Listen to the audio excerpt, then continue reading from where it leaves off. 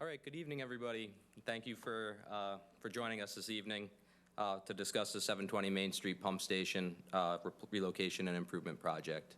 My name's Griffin Bowden. I'm the town engineer for the town of Barnstable. I'm joined tonight with my colleague Kelly Colopy, who is our communications manager, as well as Ziad Carey, who is the engineer for the project from Environmental Partners. This meeting tonight is being recorded and will be broadcast on Channel 18. And we have sign-in sheets on either side, which I believe everybody's already signed in. If we may, we're going to reserve questions to the end of the meeting. Just let me get through the PowerPoint, and then we'll take any questions that you have, and we'll stay after as well if you have any follow-ups as well.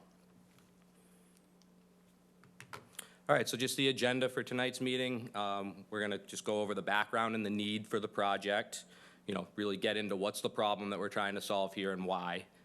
We'll go through the details of the proposed project, including the site design, some details on the pump station design, what it's going to look like, where it is, et cetera, how it functions. And then we'll go through the in-road work, because there is an in-road component to this project as well that we'll detail.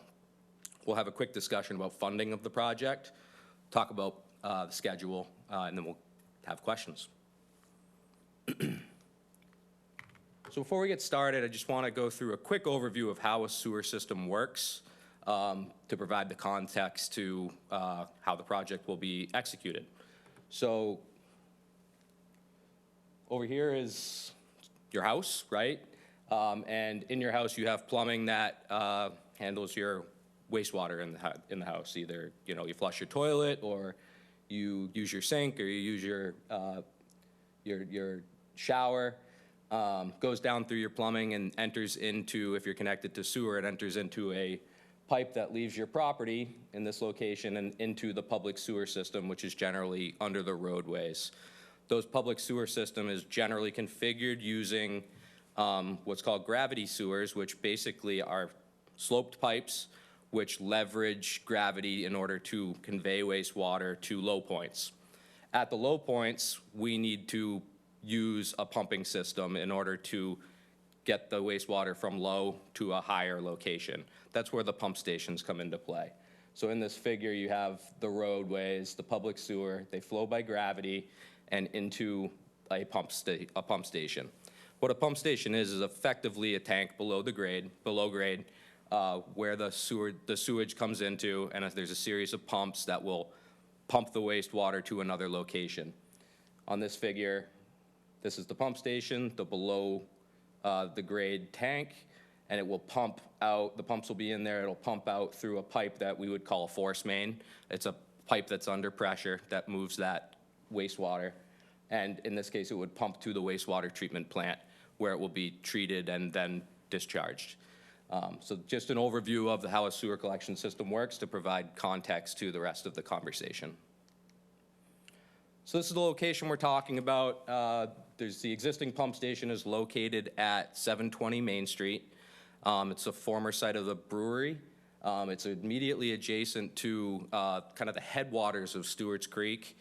Across the street, so the existing pump station being in this location, Stewart's Creek is kind of in this location here.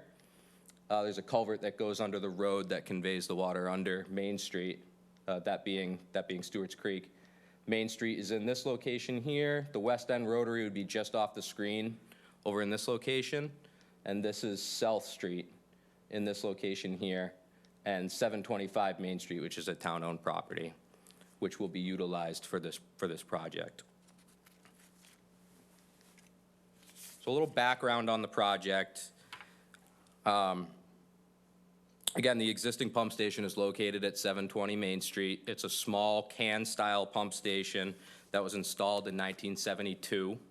It's beyond its intended design life, and it's starting to see diminished function, and we're starting to see issues with condition.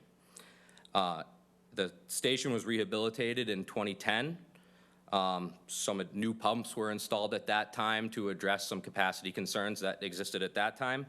Effectively, the existing station has no more room to expand pumps due to the existing size, and the site that the station is located on is very tight, and there's not additional room for expansion on the site. In 2010, one thing that was done in anticipation of future expansion of the site was a new force main was installed all the way to the water pollution control facility, a 14-inch force main. So the station right now is actually served off of an existing 8-inch force main, which comes all the way to the plant from the site. And there's a 14-inch force main in anticipation of future expansion, which is effectively what this project is now doing. Another interesting background point that how we got to this project, in 2019, the Water Pollution Control Division undertook a pump station asset management plan, which studied all 27 pump stations that are located in the town's sewer system. What we did as part of that was look at condition of every system, look at the sizing of the system, ensuring that all systems are adequately sized, that they are properly functioning, analyzed the useful life of all the existing systems, and then made recommendations as to what systems needed to be rehabbed, replaced, upsized, and really provided a capital plan for doing so. So this station was obviously studied as part of that, and the key takeaways of this particular station were that there were deficiencies identified that required replacement of certain systems, really to keep it functioning as it is now. It was also found that the station's currently undersized and doesn't meet the existing peak flows that come to the station, which is a concern. And it doesn't also meet future anticipated flows for infill and development within the area. And as a result, the plan recommends a capacity upgrade of the pump station. So a little zoom in of where the pump station is located and what it looks like. In this location here, so this is 720 Main Street, the paved area on the right side of the screen.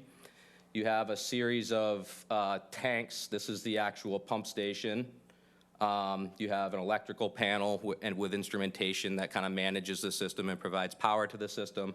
And in the back, there's a generator which provides power during power outages to the system. If you remember back to the figure from the beginning, the creek is immediately adjacent to it. It's kind of in this wooded area here. So it's literally right up next to the river. So not the best location for this infrastructure to be in the event of a failure, which fortunately we haven't had, but given the need to rehab the station and the potential for it being undersized, that's a concern with the location relative to the river. This figure just shows the service area that is served by the pump station. So the area that's outlined in blue here is all the properties that currently are served by the pump station. So the pump station is this little yellow arrow dot right in this location. This is the West End Rotary right here, Scudder Ave, Greenwood Ave, and West Main Street, and then some of the neighborhoods off of West Main Street heading up to the north are all served by this pump station under current conditions. So on top of the condition and capacity concerns with the existing station, we have another concern that we've been working to resolve in downtown Hyannis relative to the sewer, and that is limited capacity to accept additional flow on South Street. So the sewers on South Street effectively serve all of downtown Hyannis, all the way up to the airport. They all flow through a series of sewers and down to a pump station that's located down near the harbor. So this is a critical sewer for us, and having capacity concerns presents a challenge for growth within Hyannis. So in 2020, we presented a plan, and it was funded by the town council to replace the sewers on South Street, which was effectively to dig up the existing sewers that were installed in 1930s and replace them from about C Street all the way to Old Colony, about 3,000 linear feet. As that project was being designed and further vetted, a couple of things were found. One, the existing sewers on South Street are very deep in certain locations, actually right outside of this building. On South Street in this location, this is actually the deepest part. It's about 25 feet deep. So digging that up and replacing it would be a a big, costly, slow, and disruptive effort. And so, and with the increasing construction costs of late, it would only cost more than what we had previously expected, which was about $4 million back in 2020. So since that time, we've been looking at alternatives to try to avoid having to dig up all of South Street as part of that improvement project. And one thing that we noticed, and I'll show a figure that kind of demonstrates it, is if we are able to redirect the sewer flow from the intersection of South Street and C Street, and redirect it to the existing 720 Main Street pump station, which would need to be upsized, we can avoid having to dig up the whole length of South Street, and address the capacity concerns on South Street, and not have to dig up all those pipes. And I'll show you that in the figure here. So in this figure, this is South Street right here. The 720 Main Street pump station is in this location. And on South Street here, you start to see, so the blue indicates sewers that are appropriately sized. We don't have any concerns with them. On South Street, you see a different color. You see orange. What that means is based upon the modeling that we have, which basically inputs all the sewer flow that comes into the system and conveys it through the series of pipes and predicts what the capacity remaining in the pipe is, it's saying that there's about 15% capacity remaining in those pipes. To an engineer, that's the pipe's over capacity. There's not a lot of wiggle room there. We need to start planning for the end of that useful life and planning for ways to address those capacity limitations. And as you can see on this figure, this street right here is C Street. So basically from the intersection of C Street and South Street all the way down to the harbor, where this is called our Old Colony Pump Station, which serves all of the main corridor of downtown Hyannis. That's all effectively over capacity. And it serves this big yellow area, which is really all of downtown Hyannis. And so that's a problem that needs to be addressed. And so trying to redirect flow away from going to the east and go to the west, which can be a shorter distance, was a more cost-effective option in this particular case. And so that's something that we're looking to do as part of this project, and we'll talk about that a little further. So going back to that service area figure that I showed before, the previous service area effectively stopped at this magenta line here.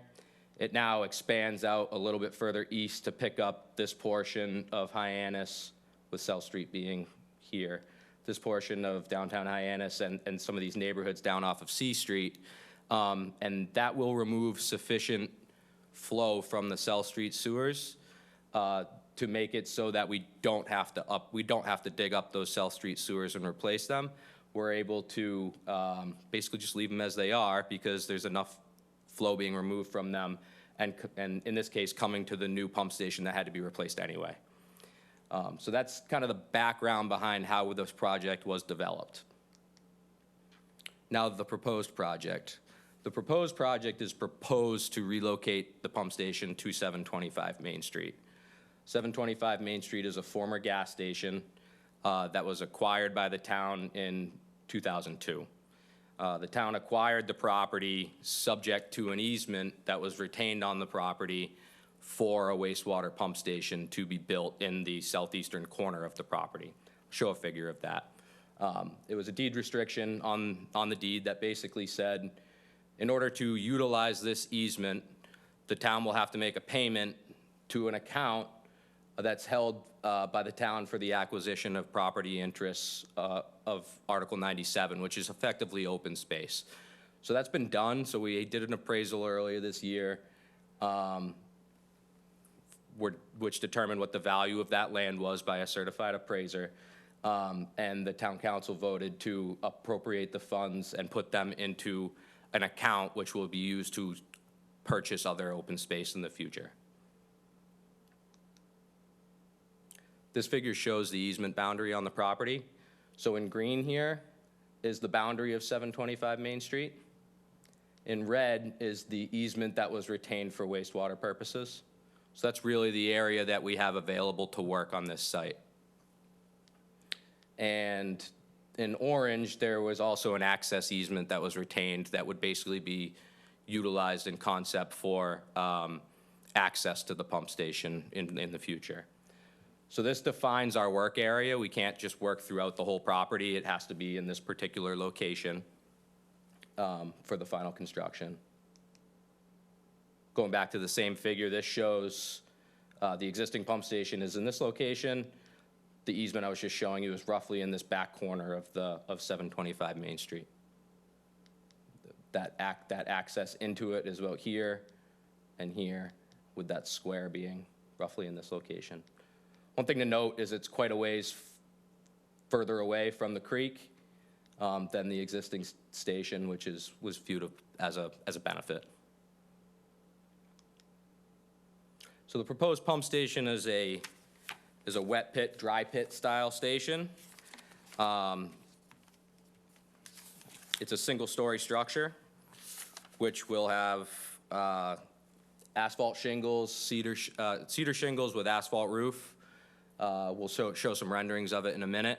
The building will basically house the pumps, the piping and odor control system to manage odors on the site, electrical systems, HVA systems, instrumentation systems, and a standby generator to make sure that the pump station functions when power goes out.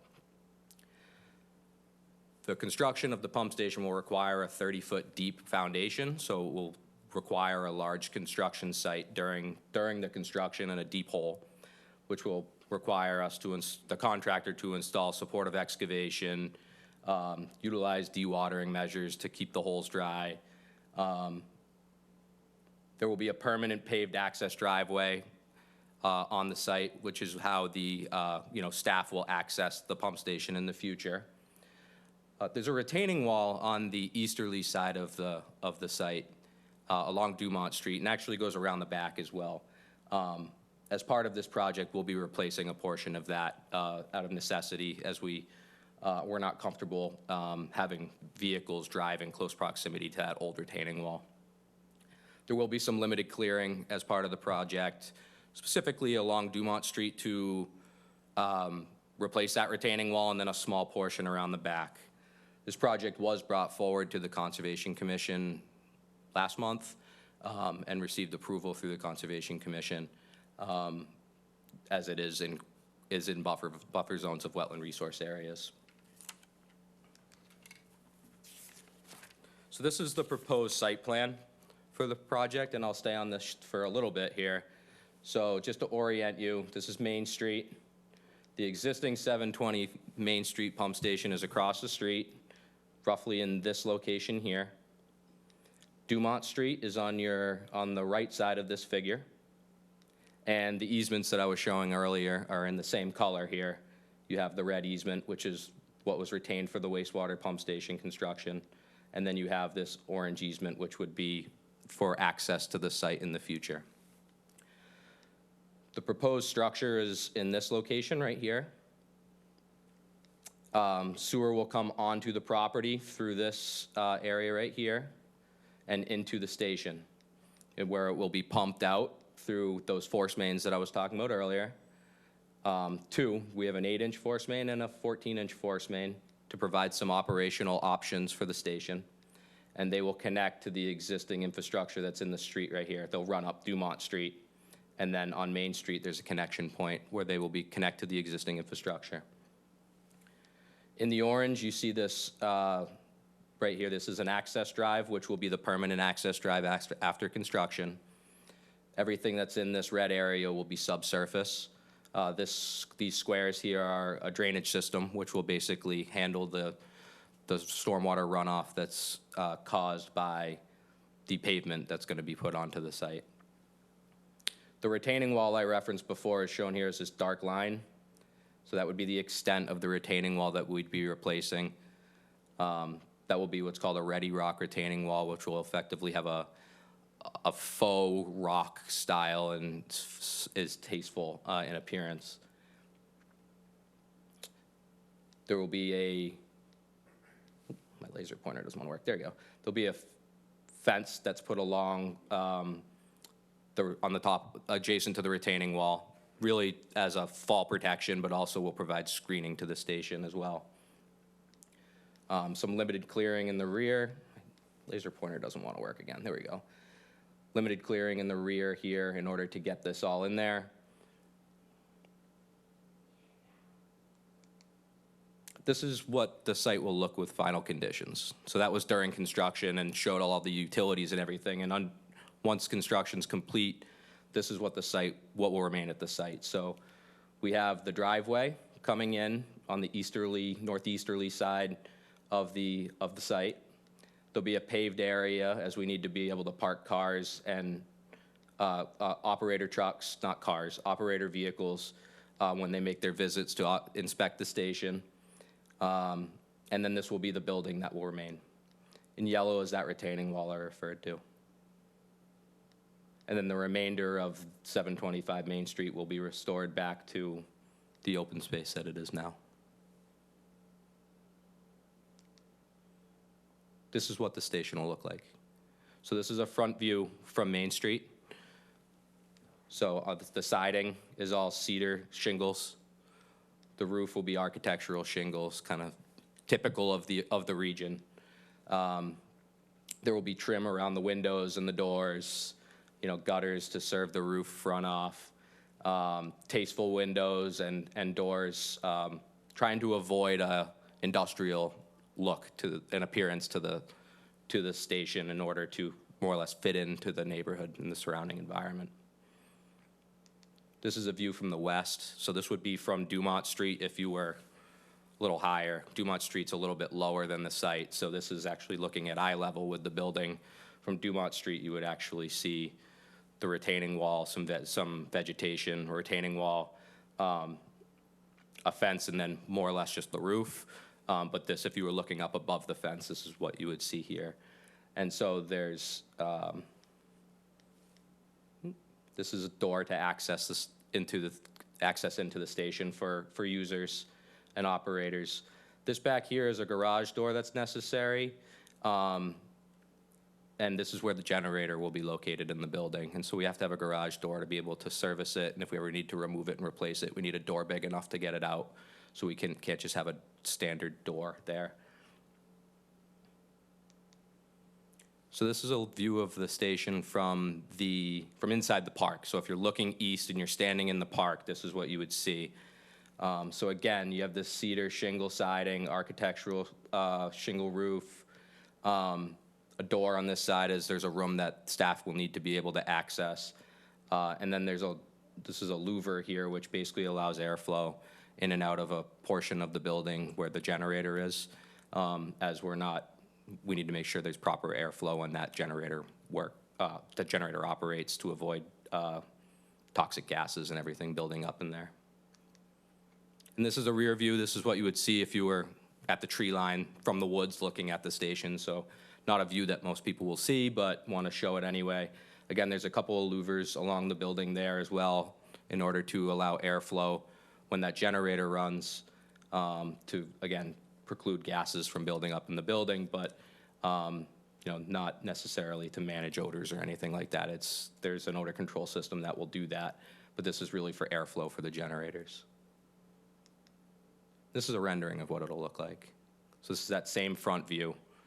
You have the cedar shingles, the windows with the white trim, a white door that kind of matches everything, and then the architectural shingles.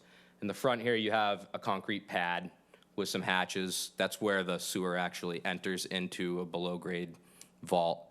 So there will be some concrete around that you'll see, but that'll tie into the asphalt and be more or less just around the building.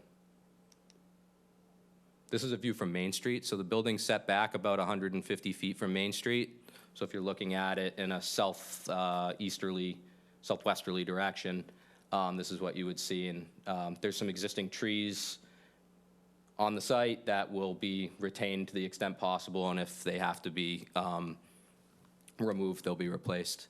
So that's kind of that view there, and this is a zoom in of that same view just to kind of see the angle a little clearer.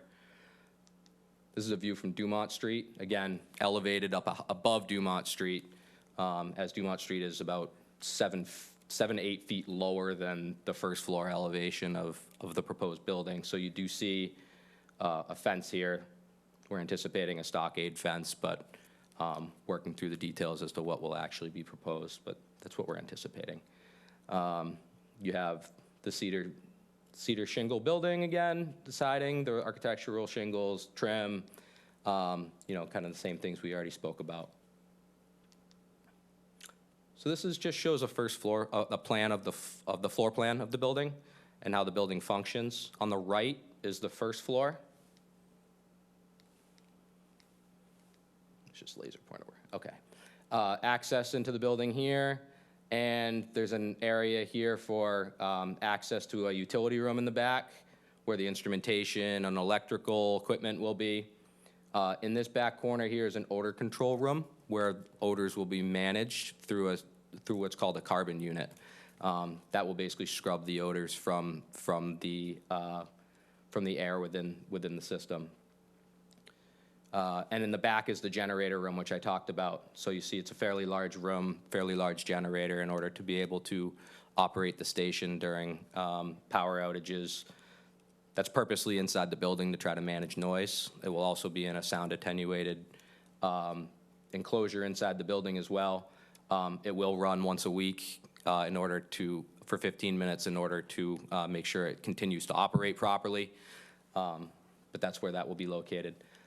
The plan on the left side is effectively the basement plan. And this is about 30 feet deep.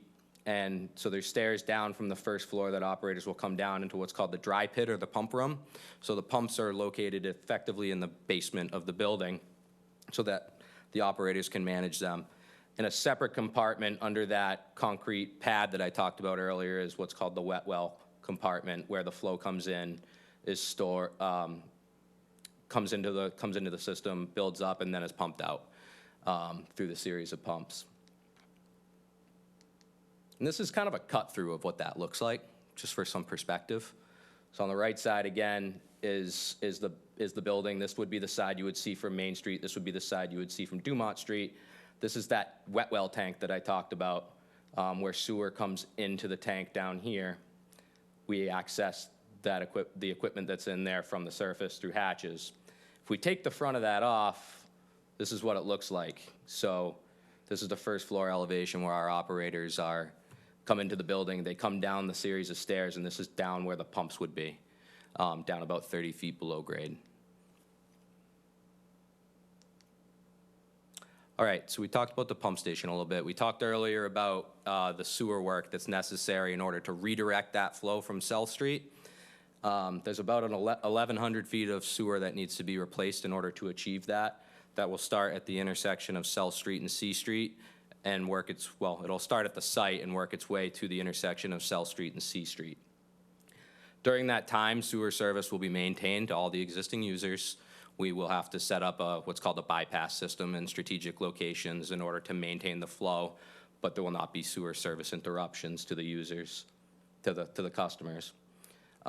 We will reconnect all the customers once the sewer main is reinstalled. Any utilities that need to be relocated will be relocated by us at the time. And there will be the need to have some road closures and detours during the construction, as we have to dig trenches that are about 15 feet deep, and the equipment that will be needed for that will effectively take up the whole roadway, and will present an unsafe condition to try to get vehicles by. The roadways, all disturbed roadways will be repaved curb to curb, so effectively from C Street and the intersection of C Street and South Street to the site will be repaved curb to curb. And I spoke earlier about the force mains that are going to come up Dumont Street and tie into Main Street. That's also part of the sewer work scope.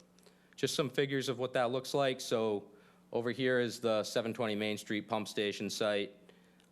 These are the sewers that will come into the property and will come into the station. They'll run up Main Street and go down South Street in this location here. They'll continue down South Street, really in the northerly lane of South Street is where they'll be installed, which is where the existing sewer is now. But again, in order to do that, we'll have to close that portion of South Street during construction, which we anticipate to be a couple months. And we'll tie in at the intersection of C Street and South Street. I want to go back to the existing pump station and talk about the demolition of it. We're not just going to leave it there. So the existing station, we saw those two cans that come up and then they go down into the tanks below grade. We'll be cutting those at about 6 feet below grade and filling them with concrete and then backfilling and restoring that area. So we won't be ripping it all out. We'll basically be cutting it 6 feet below grade and filling it with concrete, really principally to minimize disruption because we're so close to that stream. If we were to dig out that station, which is about 20, 25 feet deep, it would cause quite a bit of a mess in close proximity to that stream. So we felt it was probably advantageous in this condition to really just keep it buried and fill it with concrete so it's stable. And we don't have any plans to reuse the location, so that will just be abandoned in place. The existing above-ground equipment, which included generator and the electric panel, will be removed and scrapped. In the case of the generator, we'll probably actually save it and bring it to another location because it's still in good condition. So we'll reuse that equipment to the extent possible. This area will be restored with loam and seed, potentially landscaped in the future to make it look decent, and will be continued to be maintained by the town as we have a perpetual easement there.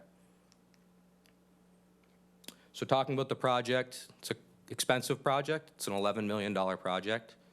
The project is funded by the Water Pollution Control Division Enterprise Fund. So what that means is the ratepayers, the folks who pay for their sewer use fees, are what will fund the project. It's all factored into the rate model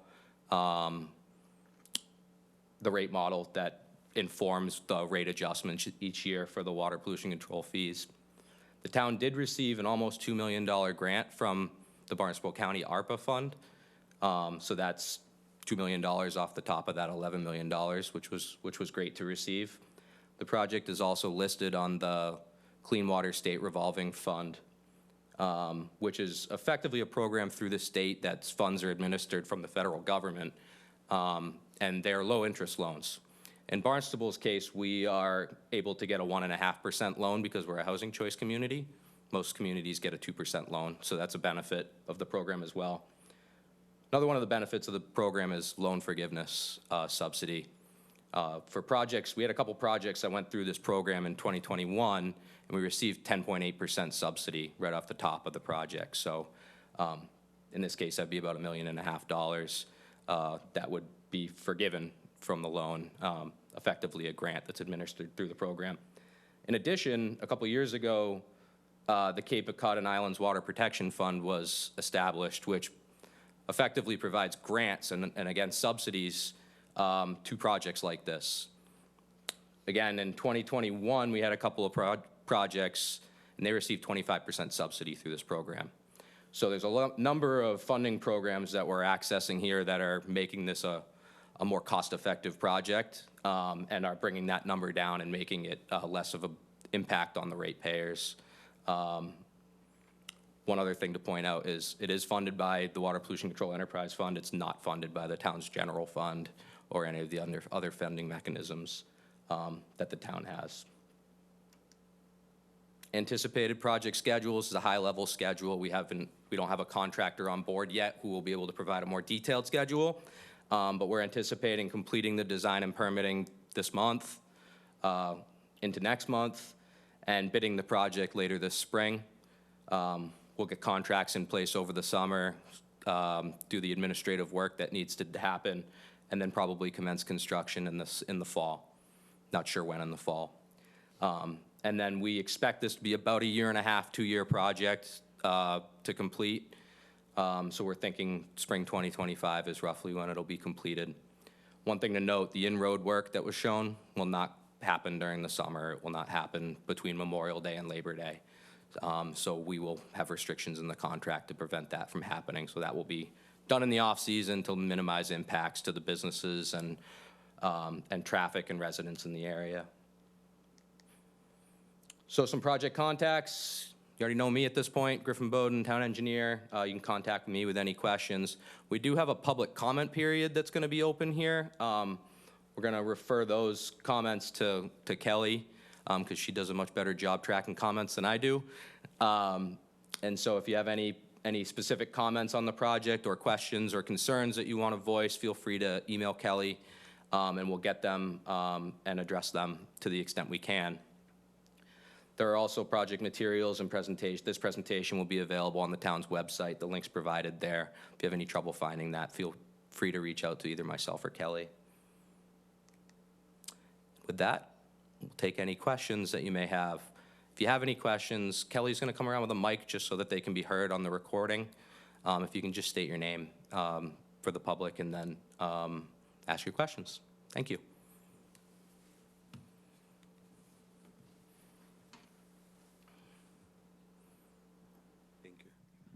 We live off West Main Street, just behind Honda dealership. As I understand, its project doesn't affect this area, right? Not directly, correct. Yeah, I mean, it's, and property is actually not served by this area either. No, it will not directly affect, other than the traffic impacts on Main Street and South Street when we're doing the sewer construction. Just Main, but not West Main. Not West Main, no. Okay, all right. Yes. And It's east of the West End Rotary. Right. It's really, you know, where Main Street and South Street split. It's a couple 100 feet west of that. Okay. So, but we hear what we thought is going to be discussion about the project is going on right now on just around where we live. The Strawberry Hill project. Hill, So yes. that's not the topic for tonight's discussion, Right. but I'm happy to meet with you afterwards and we can talk at length about that Okay, project with all any of right. your concerns that you might have. Okay, thank you very much. Absolutely.